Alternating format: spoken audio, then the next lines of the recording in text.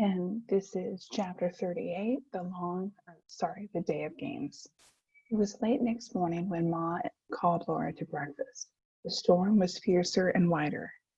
Furry white frost covered the windows, and inside that good tight house, the sugary snow was over the floor and the bed covers.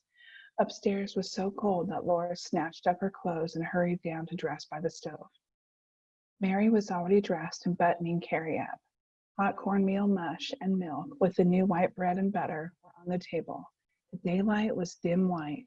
Frost was thick on every window pane.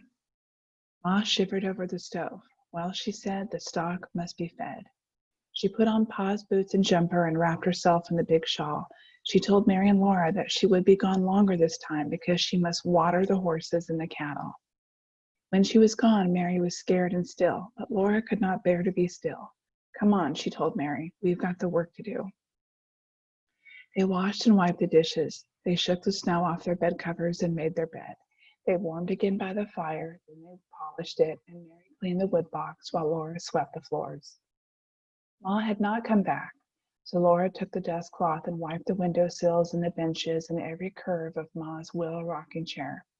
She climbed on a bench and very carefully wiped the clock shelf and the clock, and the little brown spotted dog, and her own jewel box with the gold teapot and cup and saucer on top. But she did not touch the pretty china shepherdess standing on the bracket that Pa had carved for Ma. Ma allowed no one else to touch the shepherdess. While Laura was dusting, Mary combed Carrie's hair and put the red check cloth on the table and got out the school books and the slate. At last, the wind howled into the lean-to with a cloud of snow and moss. Her skirt and her shawl were frozen stiff with ice. She'd had to draw water from the well for the horses and Spot and the calf. The wind had flung the water on her, and the cold had frozen her soaked clothes. She had not been able to get to the barn with enough water, but under the icy shawl she had saved almost all the milk. She rested a little and said she must bring in wood. Mary and Laura to let them bring it, but Ma said, "No, you girls are not big enough and you'd be lost. You do not know what this storm is like. I'll get the wood. You open the door for me." She piled wood high on the wood box and around it while they opened and shut the door for her. Then she rested and they mopped up the puddles of snow melting from the wood. "You are good girls," Ma said. She looked around at the house and praised them for doing the work so nicely while she was gone. "Now," she said, "you may study your lessons." Laura and Mary sat down to their books. Laura looked steadily at the page, but she could not study. She heard the storm howling, and she heard things in the air moaning and shrieking. Snow swished against the window. She tried not to think of Pa. Suddenly, the words on the page smeared together, and a drop of water splashed on them. She was ashamed. It would be shameful even for Carrie to cry, and Laura was 8 years old. She looked sideways to make sure that Mary had not seen that tear fall. Mary's eyes were shut so tight, her whole face was crinkled and Mary's mouth was wobbling.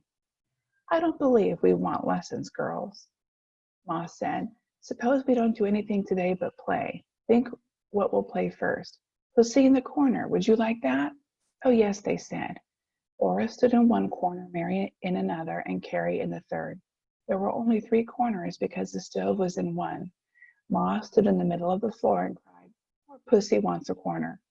Then all at once they ran out of their corners and each tried to get into another corner. Jack was excited. Ma dodged into Mary's corner, and that left Mary out to be poor Pussy. Then Laura fell over Jack, and that left Laura out. Carrie ran laughing into the wrong corners at first, but she soon learned. They all ran until they were gasping from running and shouting and laughing. They had to rest, and Ma said, "Bring me the slate, and I'll tell you a story." "Why do you need a slate to tell a story?" Laura asked as she laid the slate in Ma's lap. "You'll see," said Ma, and she told this story.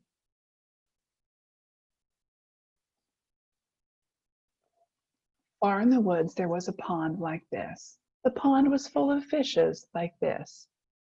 Down below the pond lived 2 homesteaders, each in a little tent because they had not built their houses yet. They went off into the pond to fish, and they made crooked paths. A little way from the pond lived an old man and an old woman in a little house with a window. One day the old woman went to the pond to get a pail of water, and she saw all the fishes flying out of the pond like this. The old woman ran back as fast as she could go to tell the old man, "All the fishes are flying out of the pond." The old man stuck his long nose out of the house to have a good look. Annie said, "Pshaw, it's nothing but tadpoles." "It's a bird," Carrie yelled, and she clapped her hands and laughed till she rolled off the footstool. Laura and Mary laughed too and coaxed, "Tell us another, Ma, please." "Well, if I must," said Ma, and she began. "This is the house that Jack built for 2 pieces of money." She covered both sides of the slate with a picture of that story. Ma let Mary and Laura read it and look at the pictures as long as they liked. Then she asked, "Mary, can you tell that story?" "Yes," Mary answered. Ma wiped the slate clean and gave it to Mary. "Write it on the slate then," she said. "And Laura and Carrie, I have new playthings for you." She gave her thimble to Laura and Mary's thimble to Carrie, and she showed them that pressing the thimbles into the frost on the windows made perfect circles. They could make pictures on the windows. With thimble circles, Laura made a Christmas tree. She made birds flying. She made a log house with smoke coming out of the chimney. She even made a roly-poly man and a roly-poly woman. Carrie just made circles. When Laura finished her window and Mary looked up from the slate, the room was dusky. Ma smiled at them. "We have been so busy we forgot all about dinner," she said. "Come eat your suppers now." "Don't you have to do the chores first?" Laura asked. "Not tonight," said Ma. "It was so late when I fed the stock this morning that I gave them enough to last till tomorrow. Maybe the storm will not be so bad then." All at once Laura felt miserable. So did Mary, and Carrie whimpered, "I want Pa." "Hush, Carrie," Ma said, and Carrie hushed.